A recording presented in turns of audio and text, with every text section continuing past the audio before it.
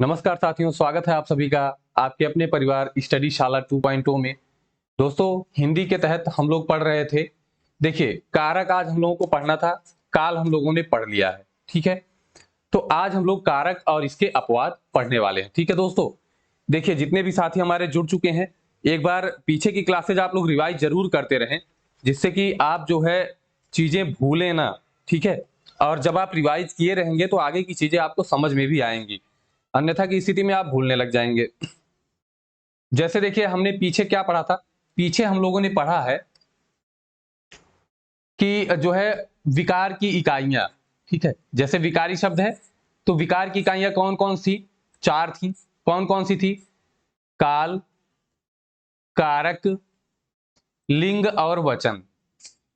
और हमने काल जो है पूरा पढ़ लिया है, और आज हम लोग क्या पढ़ने वाले हैं दोस्तों? कारक पढ़ने वाले हैं। ठीक है, तो चलिए आज की क्लास हम लोग शुरू करते हैं कारक के साथ। देखिए, सबसे पहले हम ये जानते हैं कि कारक होता क्या है। ठीक है, देखिए कारक का वैसे आप अर्थ निकालें तो आपको कार्य को करने वाला नजर आता होगा। ठीक है, लेकिन यहां पर क्या है, यहां पर इसकी परिभाषा ये है कि संज्ञा या सर्वनाम पदों का वाक्य के अन्य पदों से, ठीक है, जो संबंध होता है वही कारक कहलाता है। क्या कहलाता है? देखिए, ये संबंध की बात हो रही है। सर्वनाम या संज्ञा, ठीक है, संज्ञा या सर्वनाम का वाक्य के अन्य पदों के साथ जो संबंध होता है वही क्या होता है? कारक होता है। मतलब कारक एक संबंध होता है। क्या होता है? संबंध होता है। ठीक है, अब यहां समझिएगा आप, लिखा है विशेषतः क्रिया।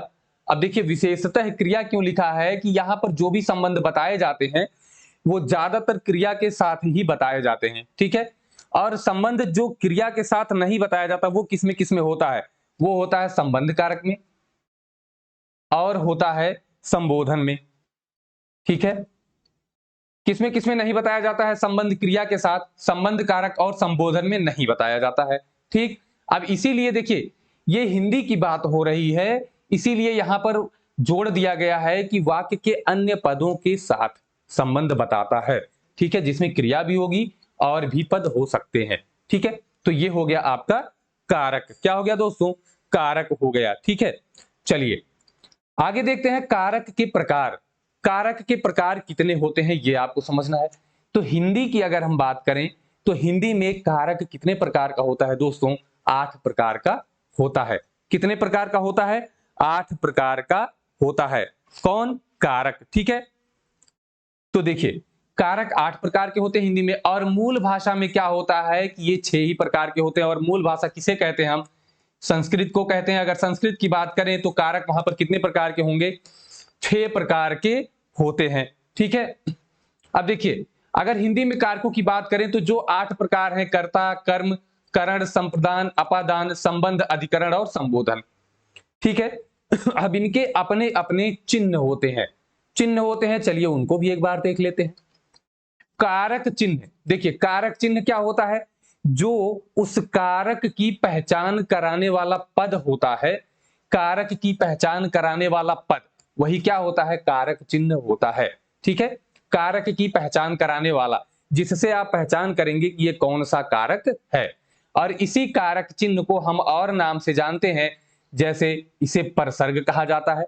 ठीक है, परसर्ग, पर मतलब बाद में। ये क्या होता है कि जो कारक होता है उसके बाद में कारक चिन्ह आता है। क्या होता है कि कारक के बाद में कारक चिन्ह आता है। यह आप याद रखिए। इसे विभक्ति भी कहा जाता है, विभक्ति चिन्ह भी कहा जाता है। तो ये आप याद रखेंगे। अगर आपसे परसर्ग करके पूछ लिया जाए तब भी आपको बताना है, विभक्ति करके पूछ लिया जाए तब भी बताना है, कारक चिन्ह करके पूछ लिया जाए तब भी आपको समझ में आना चाहिए। अब देखिए कैसे। यहां पर देखिए, मोहन ने कुत्ते को डंडे से मारा, एक वाक्य लिखा है। ठीक है, अब यहां पर आप समझिएगा कि यहां पर देखिए, जो मोहन है ये क्या है? ये है कारक, कर्ता कारक। कुत्ते को, ठीक है, ये क्या है? कर्म कारक है। और डंडे से मारा, तो देखिए दोस्तों, ये जो है आपका क्या है? से करण कारक है। ठीक है, अब देखिए यहां पर समझिएगा, जो ये वाला कारक है इसका जो चिन्ह है वो है ने, और इसका जो चिन्ह है ये है को, और इसका जो चिन्ह है दोस्तों ये देखिए, इसका जो चिन्ह है वो है से। ठीक है, तो अगर हम ने, को और से की बात करें तो ये क्या हो जाएंगे, ये हो जाएंगे कारक चिन्ह। क्या हो जाएंगे दोस्तों, कारक चिन्ह हो जाएंगे। और अगर हम मोहन, कुत्ते और डंडे की बात करें तो ये क्या हो जाएगा, ये हो जाएगा कारक। अब कौन सा कारक होगा ये हम लोग आगे चलकर पढ़ने वाले हैं। ठीक है दोस्तों, देखिए यहां पीछे एक बार समझ लीजिए कि मूल भाषा में जो है कारकों की संख्या कितनी हमने बताई, 6 बताई। कौन कौन से नहीं माने जाते हैं, देखिए संस्कृत में क्या कहा जाता है कि क्रियान्वयंतुम कारकत्वम, मतलब जो क्रिया का सीधा सीधा जिससे संबंध होता है उसे कारक कहा जाता है। अब देखिए यहां पर जो संबंध कारक होता है, ठीक है, और जो संबोधन कारक होता है, इन दोनों को यहां मूल भाषा में कारक नहीं माना गया है। क्यों, क्योंकि इनका संबंध जो है सीधे सीधे क्रिया से नहीं होता है। किससे नहीं होता है, क्रिया से नहीं होता है, इसीलिए मूल भाषा में इन्हें कारक की श्रेणी में नहीं रखा गया। इसको आप याद रखेंगे, ठीक है, ये चीज आप याद रखेंगे। अब देखिए चलिए कारक चिन्ह हम लोगों ने देख लिया, अब आगे चलते हैं दोस्तों। यहां पर परसर्ग कहा गया था तो इसे भी आप एक बार याद रखेंगे कि देखिए परसर्ग जो बाद में आता है, तो मोहन के बाद ही तो आया है ने चिन्ह, तो इसीलिए इसे क्या कहा गया, परसर्ग कहा गया। ये चीजें आप याद रखेंगे, ठीक है दोस्तों। यहां देखिए को है और यहां देखिए से है। अब अगर हम आगे चलें तो कारक चिन्ह देख लेते हैं कि विभक्तियों के या कारकों के कौन कौन से कारक चिन्ह हैं या कारकों की कौन कौन सी विभक्तियां हैं। देखिए कर्ता कारक जो होता है इसका चिन्ह क्या है, ने। आप लोगों ने शुरू से ही पढ़ा है कि कर्ता कारक का चिन्ह क्या है, ने होता है, ठीक है। और यहां पर शून्य भी लिखा है। अब ये शून्य क्या होता है इसको अभी मैं आगे बताने वाला हूं आपको। दूसरा है कर्म कारक, क्या है दोस्तों, कर्म कारक, और इसका चिन्ह क्या होता है, को। कर्ता ने कर्म को करण से, ये तो आपने बहुत बार पढ़ा होगा, करण से या इसी को कहते हैं के द्वारा, मतलब से का अर्थ किसमें होगा, माध्यम या साधन के लिए होगा, ठीक है। अगला है संप्रदान के लिए, ठीक है। अपादान से अलगाव या तुलना या सीखने की स्थिति में क्या होगा, सीखना, अलगाव या तुलना। तो यहां पर आप अलगाव की बात रखेंगे, तुलना की, यही दो चीजें आपको मिलती हैं, सीखने के लिए भी उदाहरण आपको बताया जाएगा। आगे है संबंध कारक है, तो का, की, के, रा, री, रे, ना, नी, ने, ये क्या होते हैं दोस्तों, संबंध कारक होते हैं।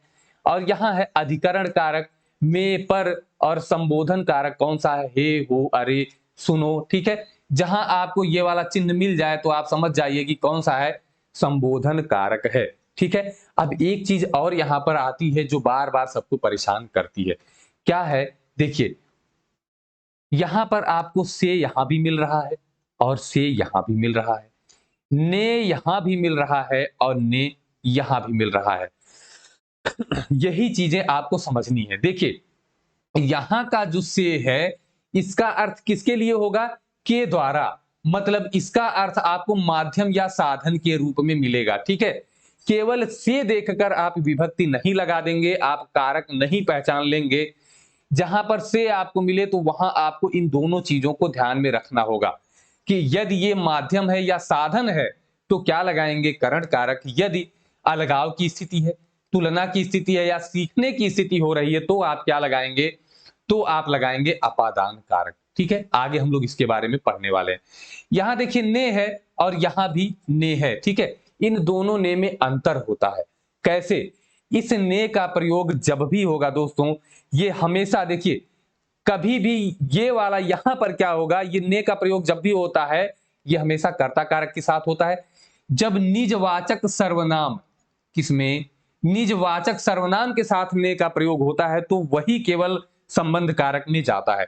तो आप इतना समझ के चलिए कि जहां आपको ने मिलेगा वो कर्ता कारक ही होगा। ये वाला संबंध कारक में ने बहुत मुश्किल से आपको मिलता है, केवल निजवाचक सर्वनाम के साथ मिलता है, ठीक है। बाकी के ये जो का, की, के हैं, ठीक है, देखिए के यहां भी मिल गया आपको, यहां भी है, तो इसको भी आप समझ लीजिए कि ये जो का, की, के, रारी, रे, नानी, ने होते हैं ये सर्वनामों के साथ प्रयुक्त होते हैं। इसके साथ, सर्वनामों के साथ प्रयुक्त होते हैं। और का, की, के अगर कर्ता से संबंध बताना है, मतलब संज्ञा से संबंध बताना है, किससे, संज्ञा से संबंध बताना है, संज्ञा और सर्वनाम दो ही चीजें होती हैं, संज्ञा से संबंध बताना है तभी इन तीनों का प्रयोग होता है, ठीक है। बाकी सर्वनामों के लिए प्रयोग होता है। तो ये चीजें आपको याद रखनी है, याद ध्यान में रखिए। वैसे आपको सीधे नहीं पूछी जाती हैं, फिर भी आपको ध्यान में रखना है। ठीक है, चलिए अब चलिए दोस्तों आगे बढ़ते हैं। देखिए अब हमने कहा कि शून्य विभक्ति, शून्य विभक्ति आप एक बार समझ लीजिए कि शून्य विभक्ति क्या होती है। जैसे मैंने आपके सामने उदाहरण रखा है कि राम ने मोहन को पीटा। ठीक है, तो ये जो वाक्य है इसमें आपने देखा कि राम के साथ विभक्ति चिन्ह क्या लगा है, या कारक चिन्ह ने लगा है। मोहन के साथ को कारक चिन्ह लगा है। क्या लगा है? को कारक चिन्ह लगा है। ठीक है, तो ये चीजें आप समझेंगे। अब देखिए यहां पर आप तुरंत बता देंगे कि यहां कौन सा कारक है, कर्ता कारक है। और कारक चिन्ह देखिए ये है कर्ता कारक, और इसका कारक चिन्ह कौन सा है? ने। ठीक है, कर्ता कारक चिन्ह क्या है यहां पर? ने। तो ये आप समझ रहे हैं। लेकिन अगर मैं कहूं कि राम सेब खाता है, अब बताइए, यहां तो आपको कोई चिन्ह नजर नहीं आ रहा है। ठीक है, तो दोस्तों राम फिर भी क्या है? आपका कर्ता कारक ही तो है, कार्य करने वाला है तो कर्ता कारक है। लेकिन यहां पर कोई विभक्ति चिन्ह नहीं दिख रहा है। तो दोस्तों जब कोई विभक्ति चिन्ह नहीं दिखेगा तो यही होता है क्या? शून्य विभक्ति। क्या होता है? शून्य विभक्ति या शून्य कारक चिन्ह, मतलब यहां पर कोई कारक चिन्ह नहीं है, फिर भी वो क्या है? कर्ता कारक है। ठीक है, समझ गए आप। जैसे यहां सेब खाता है, तो यहां देखिए दोस्तों क्या है? सेब आपका कर्म है, लेकिन यहां उसका जो है कारक नहीं दिख रहा है। तो ये चीजें आप समझ लीजिए। जैसे अब यहां पर अगर मैं बात करूं कि उसने सोहन को खाना खिलाया, दोस्तों अब मैं कहूं कि उसने में कौन सा कारक है और इसका कारक चिन्ह बताइए, तो दोस्तों आप लोग तुरंत कहेंगे कि इसमें कौन सा कारक है? कर्ता कारक है। कौन सा कारक है? कर्ता कारक है। और मैं कहूं कि कारक चिन्ह भी बताइए, तो दोस्तों आप लोग तुरंत कहेंगे कि यहां पर शून्य विभक्ति है या शून्य कारक चिन्ह है। लेकिन जैसे ही आपने कहा शून्य कारक चिन्ह, आपका प्रश्न तुरंत गलत हो जाएगा, क्योंकि जब सर्वनाम के साथ कारक चिन्ह लगता है तो इसी में जुड़ जाता है, लेकिन वो कारक चिन्ह गायब नहीं हो जाएगा दोस्तों। तो कारक चिन्ह क्या हो जाएगा? ने हो जाएगा। ये आपका कर्ता कारक चिन्ह हो जाएगा। क्या हो जाएगा? कर्ता कारक चिन्ह हो जाएगा। चलिए ठीक है, तो शून्य विभक्ति चिन्ह आपने समझ लिया या शून्य कारक चिन्ह आपने समझ लिया। जहां पर कारक चिन्ह आपको नहीं दिखेगा वही शून्य कारक चिन्ह हो जाएगा। कुछ लोग आपको अप्रत्यक्ष भी बताते हैं जो दिखता नहीं है। ठीक है, चलिए अब हम एक एक करके एक एक कारक चिन्हों को पढ़ेंगे, एक एक कारकों को पढ़ेंगे। ठीक है, और उद्देश्य यह है कि इसी क्लास में इसको समाप्त कर लेंगे और अपवादों के साथ समाप्त करेंगे, ताकि जो है आपको कहीं से कोई समस्या ना हो। पहला हमारा कारक है कर्ता कारक। कर्ता कारक क्या होता है दोस्तों? कि वाक्य में जो कार्य करने वाला होता है, मतलब जो कार्य करता है वही क्या होता है? कर्ता कारक होता है। ठीक है, तो यहां देखिए कारक चिन्ह आपको क्या मिलने वाला है? तो कारक चिन्ह आपको मिलेगा ने, या तो शून्य विभक्ति चिन्ह मिल जाएगा। ठीक है, या तो ने मिलेगा या तो नहीं मिलेगा। तो आपको कैसे पहचानना है? देखिए राम ने खाना खाया, एक तो इस तरीके से वाक्य आपको मिल जाएगा जिसमें आपको विभक्ति चिन्ह या कारक चिन्ह आपको मिलेगा। ठीक है, और एक है राम खाना खाता है। राम खाना खाता है, इसमें आपको विभक्ति चिन्ह नहीं मिलेगा। ठीक है, तो बात आई कि सर इसको कैसे पहचानेंगे और इसको कैसे पहचानेंगे। ठीक है, तो पहचान करने के आपके पास दो तरीके हैं। क्या? एक आप प्रश्न कर लीजिए और एक विभक्ति चिन्ह ढूंढ लीजिए। ठीक है, तो आप प्रश्न क्या करेंगे? जैसे आप प्रश्न करेंगे कि किसने, ठीक है, किसने या कौन, दो प्रश्न आप कर सकते हैं। कौन कौन सा दोस्तों? किसने या कौन। ठीक है, जब आपको देखिए किसने आपका कहां पर कार्य करेगा? जहां पर विभक्ति चिन्ह है। देखिए यहां आप कौन सा प्रश्न कर सकते हैं? किसने, जैसे किसने खाना खाया, तो उत्तर मिलेगा राम ने खाना खाया। किसने खाना खाया? राम ने खाना खाया। और यहां पर आप पूछेंगे कौन खाना खाता है, तो राम खाना खाता है। ठीक है, तो आपको तुरंत इसका उत्तर मिल जाएगा। आप चिन्ह कौन सा लगा देंगे? कारक कौन सा लगा देंगे? कर्ता कारक। क्या लगा देंगे? कर्ता कारक लगा देंगे। और यहां कर्ता कारक चिन्ह कौन सा हो जाएगा? ने। कर्ता कारक चिन्ह क्या हो जाएगा? ने हो जाएगा। ये आप समझ गए। और यहां की बात करें तो आपसे पूछा जाएगा कि इसमें कौन सा कारक है तो आप तुरंत लगाएंगे कर्ता कारक, और विभक्ति चिन्ह आपको दिख नहीं रहा है तो विभक्ति चिन्ह आपसे पूछा भी नहीं जाएगा, क्योंकि शून्य कारक चिन्ह बहुत मुश्किल से पूछता है। ठीक है, अब देखिए यहां पर केवल आपको कौन ही समझना है। प्रश्न आप किससे करेंगे? कौन। अगर आपको विभक्ति चिन्ह नहीं दिख रहा है तो आप कौन प्रश्न कर लेंगे, और अगर आपको विभक्ति चिन्ह दिख गया तो प्रश्न करने की जरूरत ही नहीं पड़ेगी। तो आपको क्या पूछना है? केवल कौन प्रश्न कर लेना है। ठीक है, ये आपका कर्ता कारक हो गया। तो कर्ता कारकों में और कुछ उदाहरण देख लीजिए कि जैसे वह घर जाता है। ठीक है, तो जाने की क्रिया कौन कर रहा है दोस्तों? वह कर रहा है। तो इसमें आपका जो है कारक कौन सा हो जाएगा? तो आप जानते हैं कि जो कार्य करने वाला होता है वही क्या होता है? कर्ता होता है। तो कर्ता कारक हो गया। कैसे पता लगाएंगे? आप पूछ लीजिए कि कौन घर जाता है, तो उत्तर क्या मिलेगा? वह घर जाता है। तो आप तुरंत लगा देंगे कि वह कौन सा है? कर्ता कारक है।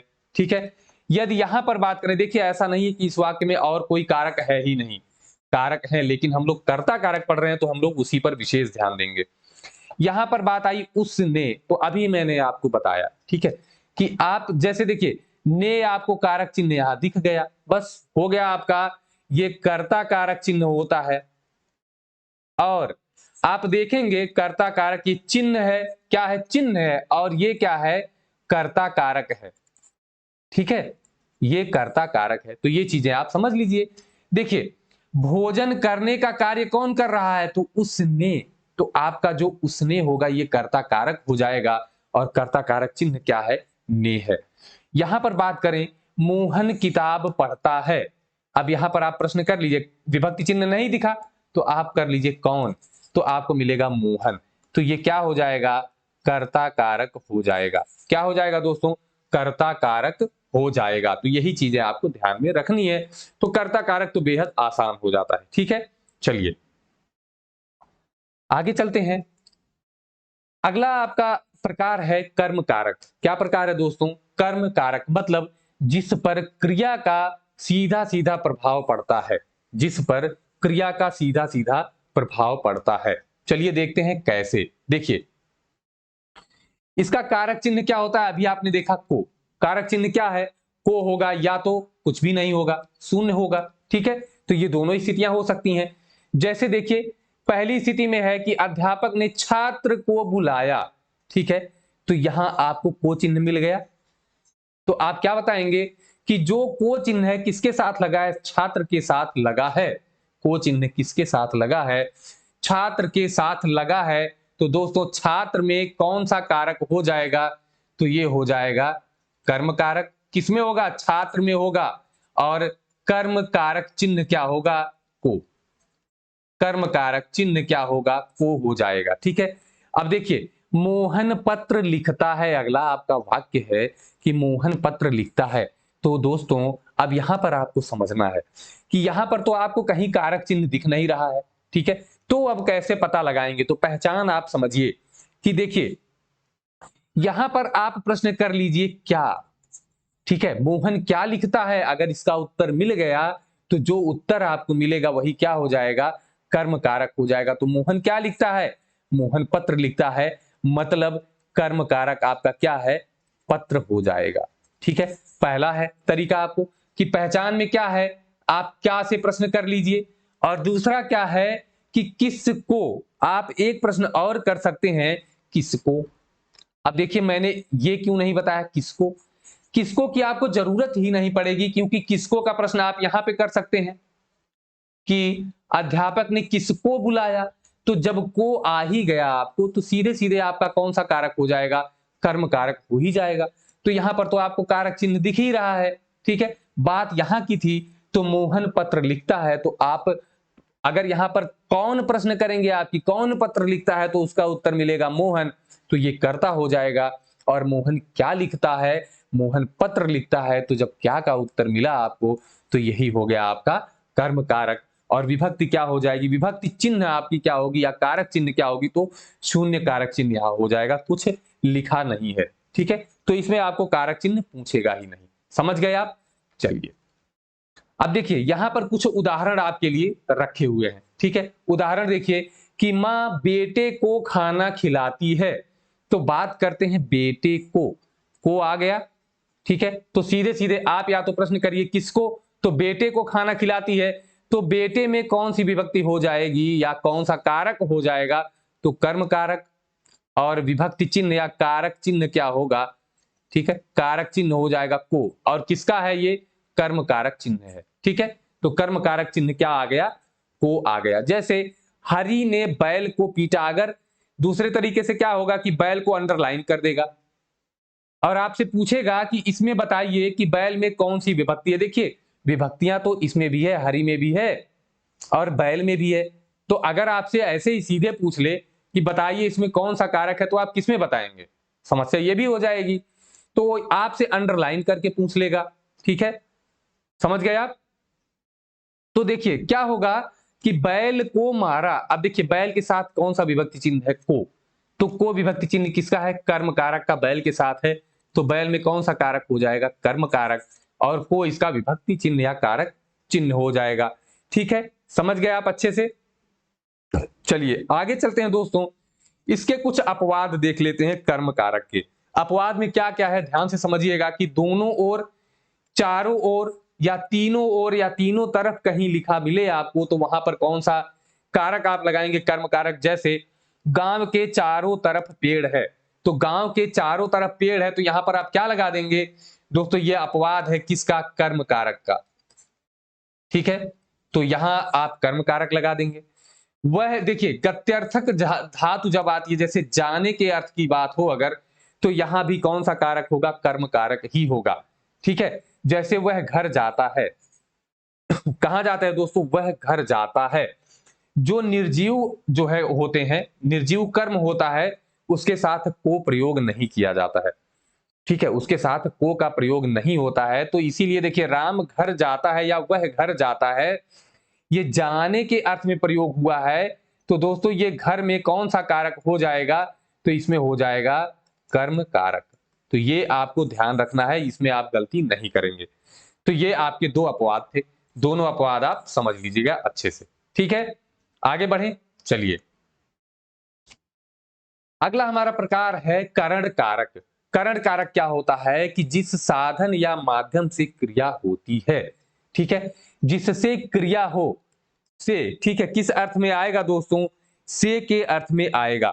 अब ये से के द्वारा, ठीक है, मतलब जिसके द्वारा, जिसके माध्यम से ये साधन या माध्यम का कार्य करेगा, जिसके माध्यम से कार्य किया जा रहा है, मतलब क्रिया हो रही है। देखिए उदाहरण मैं आपके सामने रखता हूं कि वह चाकू से फल काटता है, वह चाकू से फल काटता है।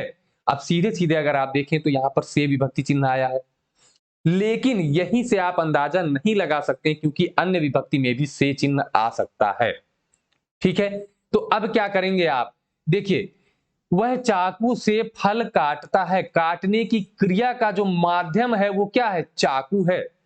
काटने की क्रिया का माध्यम क्या है, चाकू है। आप कह सकते हैं चाकू के द्वारा, आप एक बार द्वारा लगाकर देख लीजिए, अगर आपको पता चलता है कि हाँ ये माध्यम का कार्य कर रहा है, तो इसमें कौन सा कारक हो जाएगा, करण कारक हो जाएगा, और ये चिन्ह हो जाएगा कौन सा, करण कारक चिन्ह। क्या हो जाएगा दोस्तों, करण कारक चिन्ह हो जाएगा। ये आपको बहुत अच्छे से समझना है। फिर से समझ लीजिए कि जो से आया है वो यह बता रहा है कि चाकू जो है क्रिया का माध्यम बन रहा है, साधन बन रहा है। करण से आप लगा सकते हैं कारण बन रहा है, ठीक है, मतलब जो काटा जा रहा है उसका माध्यम क्या है, चाकू है। तो इसको आप याद रखेंगे कि जो चाकू है ये क्या है, साधन है। तो इसमें कौन सा कारण हो, कारक हो जाएगा, तो वो हो जाएगा करण कारक, ठीक है। अब देखिए दोस्तों और भी आपके सामने कुछ उदाहरण है, जैसे राम ने रावण को बाण से मारा, ठीक है।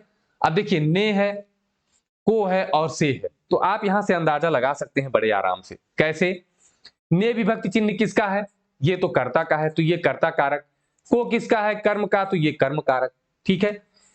अब देखिए बाण से मारा, अब यहां समझिएगा आप, बाण से मारा, तो मारने की क्रिया का जो माध्यम है वो क्या है, बाण है। मतलब से की जगह आप क्या के द्वारा लगाकर देख लीजिए, तो बाण के द्वारा, तो ये सही आ रहा है बिल्कुल इसका भावार्थ।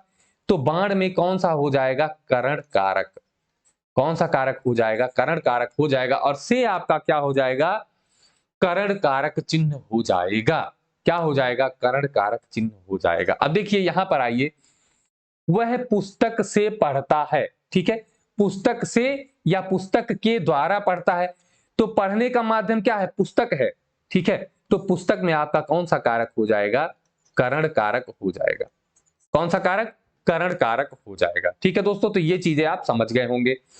अब अगर हम अपवाद की बात करें दोस्तों, करण कारक के अपवाद में, तो अंग विकार, किसी अंग में कोई विकार हो, ठीक है, तो वहां पर कौन सा कारक होगा? करण कारक होगा। और के साथ अगर प्रयोग आता है तो वहां पर भी कौन सा कारक होगा? करण कारक हो जाएगा। जैसे वह लंगड़ा है या आपको दे दे कि वह पैर से लंगड़ा है, तो वहां पर क्या हो जाएगा? अगर लिख दे कि पैर से लंगड़ा है, तो इसमें जो है आपको जो कारक होगा वो कौन सा हो जाएगा? करण कारक हो जाएगा। ये चीज आपको ध्यान रखना है।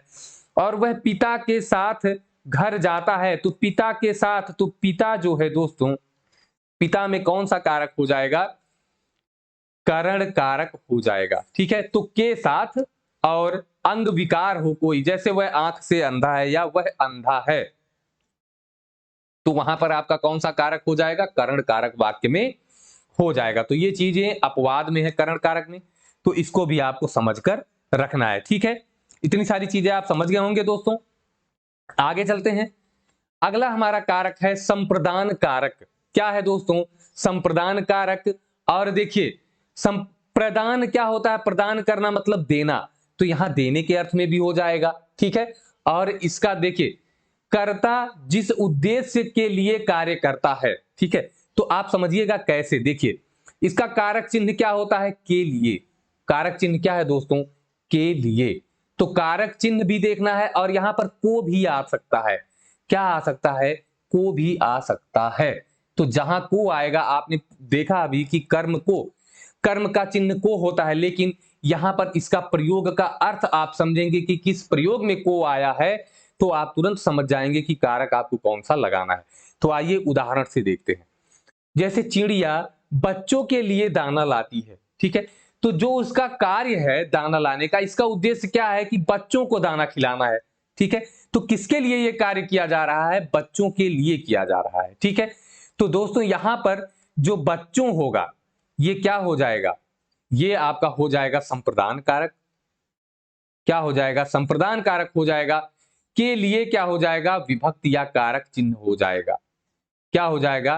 कारक चिन्ह हो जाएगा। और कौन सा कारक चिन्ह होगा? संप्रदान कारक चिन्ह हो जाएगा। ठीक है, जैसे यहां देखिए, राम मां के लिए दवा लाया, तो देखिए किसके लिए? मां के लिए। ठीक है, तो के लिए आपका क्या है? संप्रदान कारक चिन्ह है, और मां क्या है? संप्रदान कारक है। ठीक है, मां क्या है? संप्रदान कारक है। और कार्य कर कौन रहा है? राम, तो ये तो कर्ता हो ही जाएगा। तो ये चीजें आप समझ गए होंगे। आगे चलिए दोस्तों, देखिए, अगर हम इसके अपवाद की बात करें, तो संप्रदान कारक के अपवाद की बात करें, तो देखिए अपवाद कहां आपको मिलता है, और यही परीक्षाओं में पूछा जाता है। कैसे? जैसे नमस्कार, जब आप नमस्कार करते हैं, तो उसमें कौन सा जो है कारक होता है? तो उसमें होता है संप्रदान कारक। जैसे पिताजी को नमस्कार है, ठीक है, तो पिताजी को, यहां पर तो देखिए को आया ना, वही कर्म कारक हो जाता, लेकिन यहां पर कर्म कारक नहीं होगा।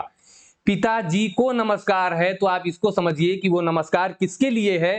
पिताजी के लिए नमस्कार है। ठीक है, तो संप्रदान हो गया। गुरु जी को प्रणाम है, ठीक है, गुरु जी को प्रणाम है, फिर देखिए प्रणाम, नमस्कार, ये जहां भी आए आपको, ठीक है, तो आप तुरंत क्या लगाएंगे? संप्रदान कारक लगाएंगे। वहां पर आप जो है कर्म कारक नहीं लगाएंगे। ठीक है, ये चीज आपको ध्यान में रखनी है। कौन सा कारक लगाएंगे? संप्रदान कारक।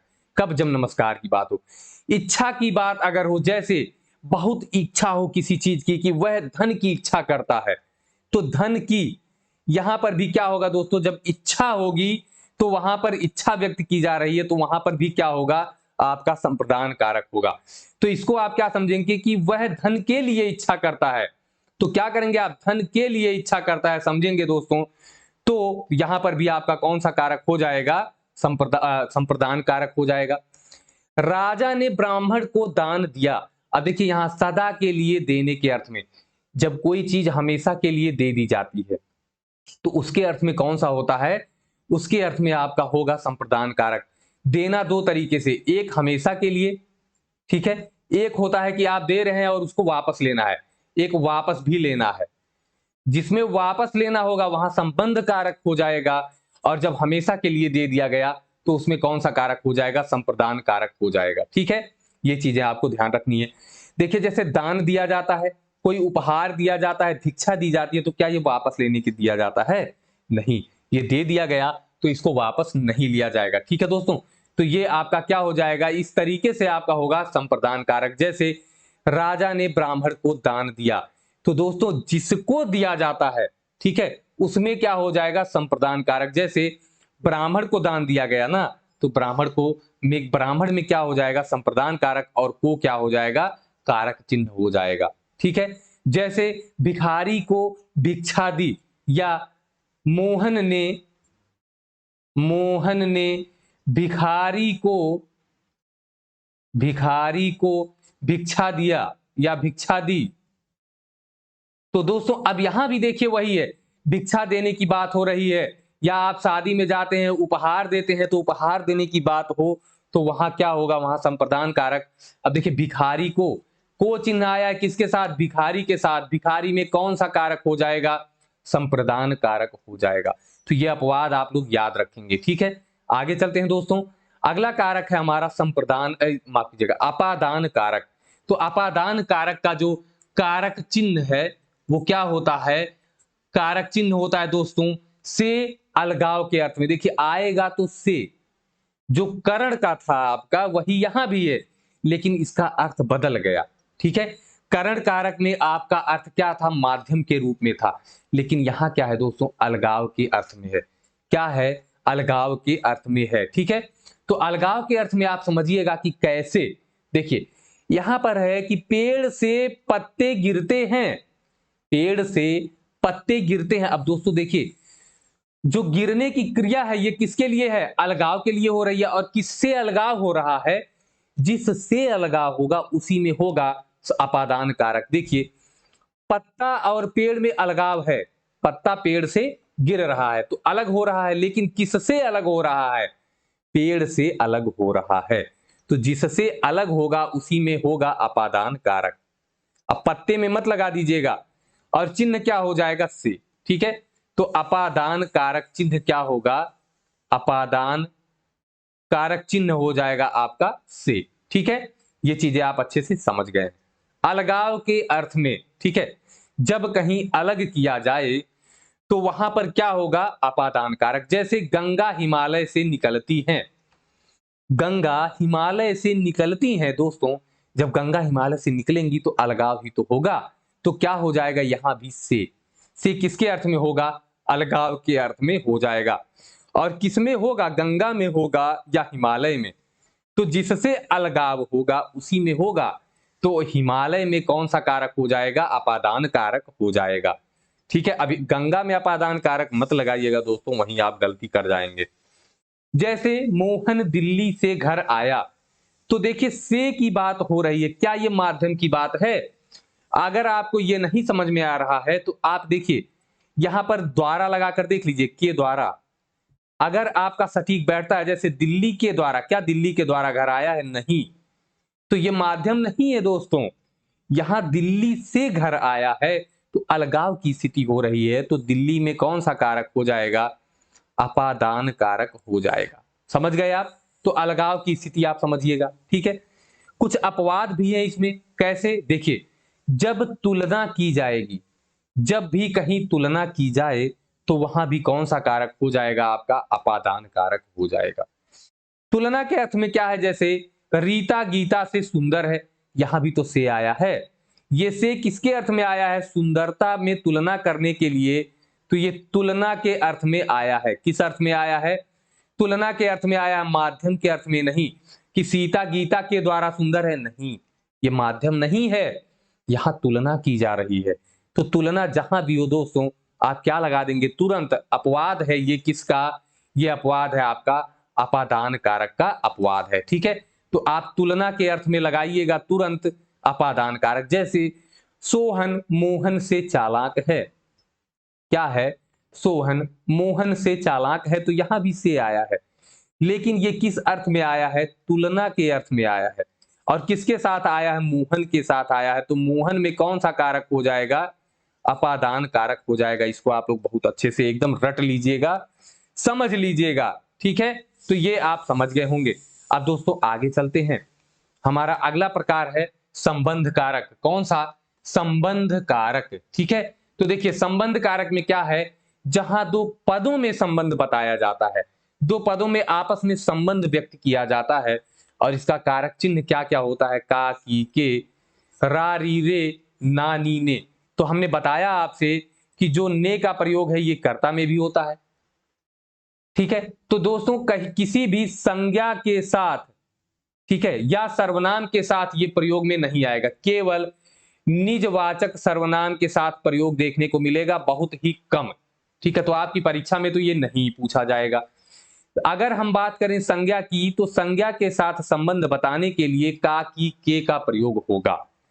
का, की, के का प्रयोग होगा। ठीक है, और बाकी सभी का प्रयोग सर्वनाम में किया जा सकता है। ठीक है, जैसे जैसे अगर मैं कहूं कि उसका लड़का चालाक है, उसका लड़का चालाक है, उदाहरण आपके सामने रखता हूं कि उसका लड़का चालाक है। देखिए, उसका लड़का चालाक है, किसका?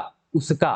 ठीक है, तो बात आई दोस्तों कि उसका जो है, इसी में क्या होगा? संबंध कारक हो जाएगा। ठीक है, उसमें और लड़के में संबंध बताया जा रहा है ना, कि उसका लड़का। अब इसमें अगर मैं कारक चिन्ह पूछूं तो आप क्या बताएंगे?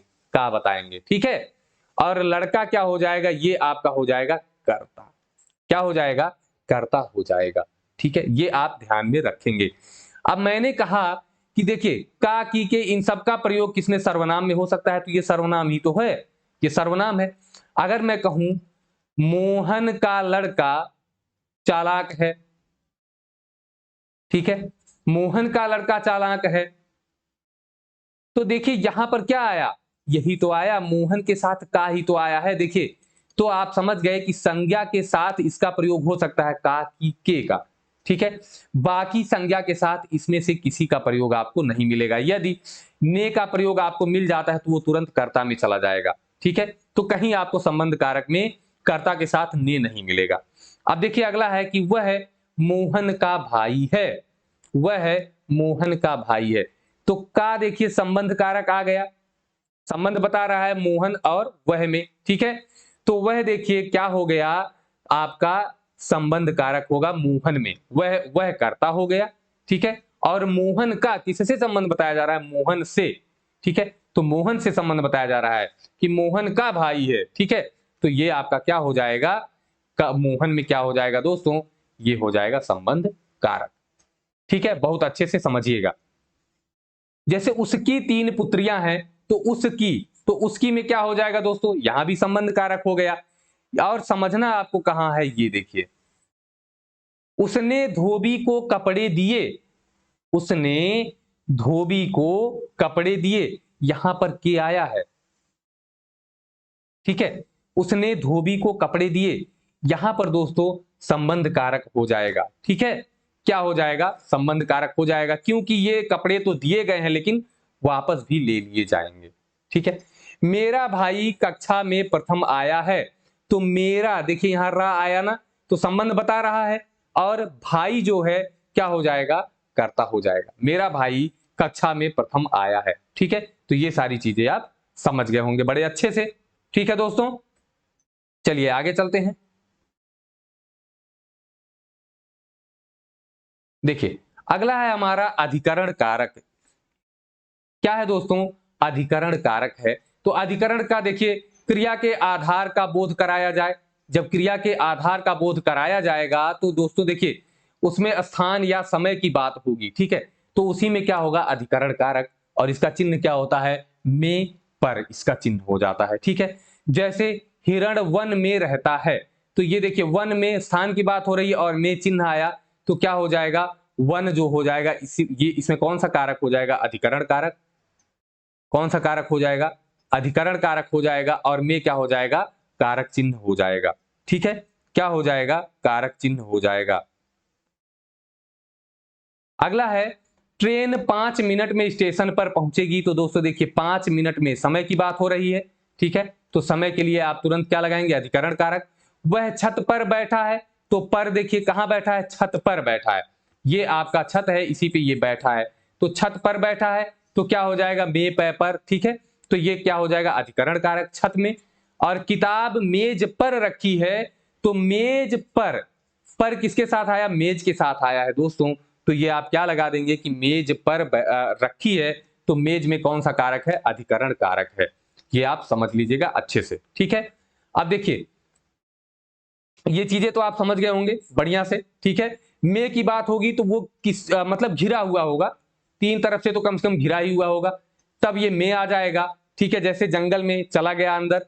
और दोस्तों जैसे मेज पर रखी है किताब, ठीक है, तो इसी के ऊपर यहीं पर किताब रखी है, तो यह स्थान है उसके आश्रय का, रखने का स्थान है, तो इसमें कौन सा कारक हो जाएगा, अधिकरण कारक हो जाएगा। तो इसको भी आप ध्यान में रखेंगे। बात आई दोस्तों संबोधन कारक की, तो संबोधन कारक में क्या होता है कि इसमें पुकारने, बुलाने या संबोधित करने का बोध होता है, ठीक है। इसका चिन्ह क्या है, हे, अरे, सुनो। और आपको ये चिन्ह यहाँ पर संबोधन का चिन्ह आपको देखने को मिल जाएगा, ठीक है। जैसे हे प्रभु रक्षा कीजिए, ठीक है। तो यहां पर एक चीज समझिएगा दोस्तों कि कारक को परसर्ग कहा जाता है। आप जानते हैं कारक चिन्ह को परसर्ग कहा जाता है। मतलब जो कारक चिन्ह है वो बाद में आता है, पहले कारक आता है, उसके बाद क्या आता है, उसका चिन्ह आता है, ठीक है। लेकिन यही एक ऐसा कारक है कि इसमें इसका कारक चिन्ह पहले आता है। जैसे हे, कारक चिन्ह पहले आ गया और प्रभु मतलब कारक बाद में आया, ठीक है। प्रभु में कौन सा कारक हो जाएगा, संबोधन कारक हो जाएगा, और ये क्या हो जाएगा, इसका चिन्ह हो जाएगा। अरे भाई, तो भाई क्या है, कारक है, और अरे क्या हो जाएगा, कारक चिन्ह हो जाएगा, ठीक है दोस्तों। तो ये रहा आपका कारक से पूरा आपका कारक का चैप्टर। और दोस्तों अगर आपको कहीं भी कोई समस्या इसमें नजर आती है तो आप बिल्कुल तुरंत बताइएगा। और दोस्तों इसका प्रश्न जो है वो आपको बाद में करा दिया जाएगा, किसी भी सेशन में इसके प्रश्न आपको करा दिए जाएंगे, ठीक है। तो इन सब चीजों को आप एकदम अच्छे से पढ़ लीजिए, समझ लीजिए, एकदम ध्यान में उतार लीजिए, क्योंकि यहां से प्रश्न आपको बनते हैं, ठीक है। तो ये चीजें आप समझ लीजिएगा। तो दोस्तों ये सेशन आपको कैसा लगा ये आप कमेंट बॉक्स में जाकर जरूर बताइएगा। और फिर मिलेंगे दोस्तों इसी तरीके से अच्छी सी क्लास के साथ हिंदी की। तब तक के लिए दोस्तों नमस्कार, धन्यवाद, जय हिंद।